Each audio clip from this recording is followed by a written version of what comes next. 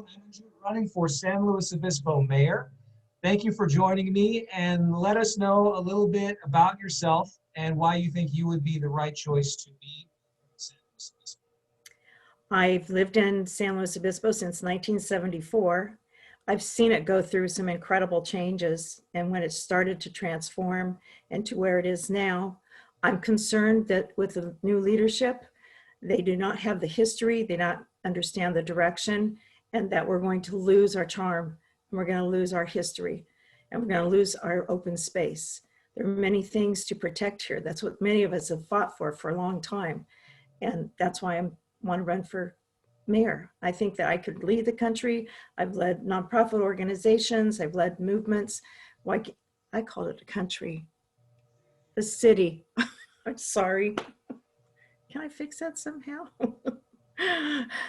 Anyway, I've led many organizations, and I do believe I can lead the city very well.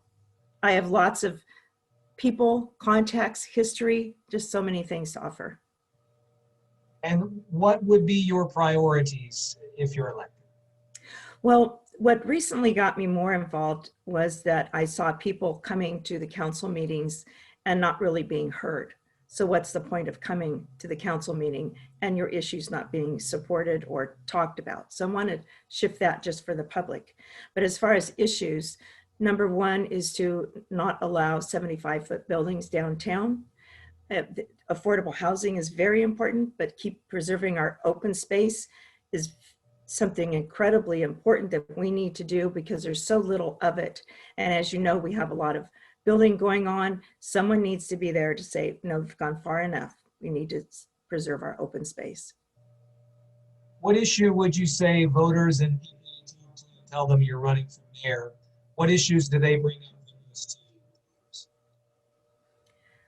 I had a very interesting group of Cal Poly students, and I think it's affordable housing because they don't understand how that works. And I don't totally understand it either, because how can we make affordable housing? That's one of the things they brought up. The developers want a certain price. What I also understand is there's not that much of the affordable housing in a development. So how can we shift the prices for everyone? It's really sad for students to go to school and they have a family and they had a child and they're not going to be able to get into an affordable home.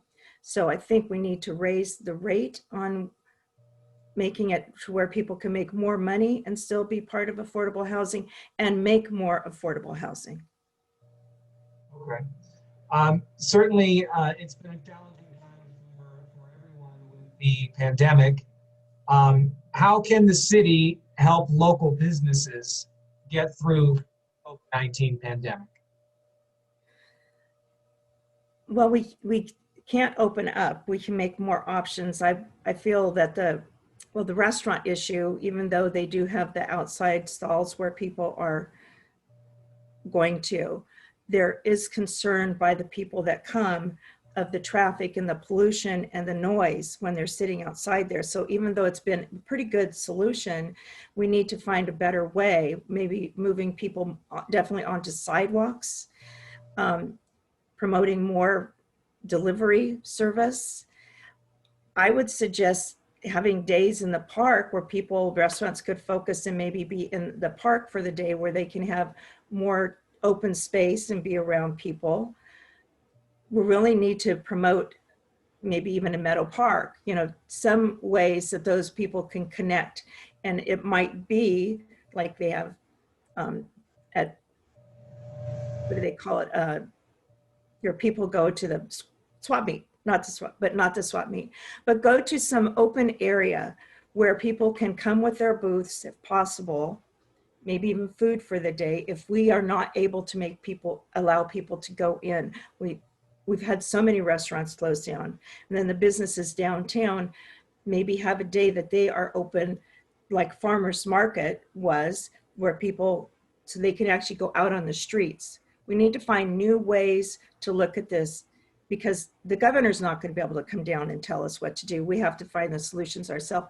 And I believe as we take it to the city, we'll have lots of people coming up with good ideas to where businesses can continue, because it's really sad to see them close.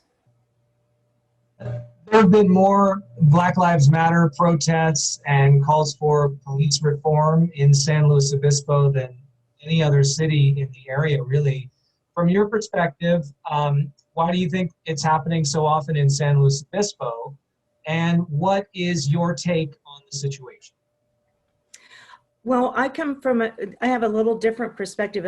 I believe that everything as far as police across the nation is important, but we are part of that target point at this time. If there's, I'm understanding there are more things going on with the police than maybe we, the public, know about. And so we need to look at how many arrests and is it minorities and all that. But I think the police department, one of the things they could do is have some special trainings. And I would also have those trainings with the public. I believe the public can have peaceful protests and actually have arrests, but everybody needs to know how you get the positive output instead of an angry output, because then you turn the community against each other. You endanger lives. We had young people out on the highway that don't understand this, and most of our community doesn't. I was involved in helping to stop Diablo Canyon, even though weren't successful, but we had nonviolent protests with 500 people, 1,000 people. I can't believe it.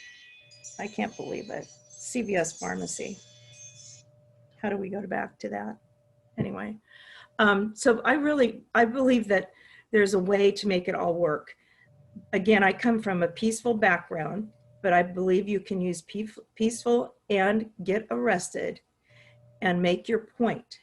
We don't need to slam the book at people. We don't need to make them the object of it. We need to face it. So the problem was with police brutality, where people were outraged in the first place. The police themselves need to understand that rage.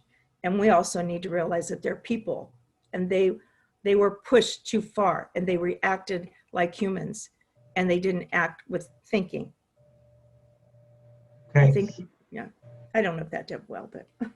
No, that's just fine. Thank you, Sandra. Before we go, one or two issues that we have not talked about that you want to say? For me, I put on Earth Day for the last 30 years. And so I believe the environment is number one. We need to really be looking at protecting our air, our water, and of course, where we put our homes, and be respectful of nature. So that's really important to me, and educating people about it. I think small businesses downtown need our support as much as possible. And and again, I would suggest that we have special sale days, special come to our downtown. But I also want to explain that that's not just downtown. We need to do those other areas. We have different community centers and shopping centers around the whole city that are not necessarily getting the attention that they also need during this COVID crisis.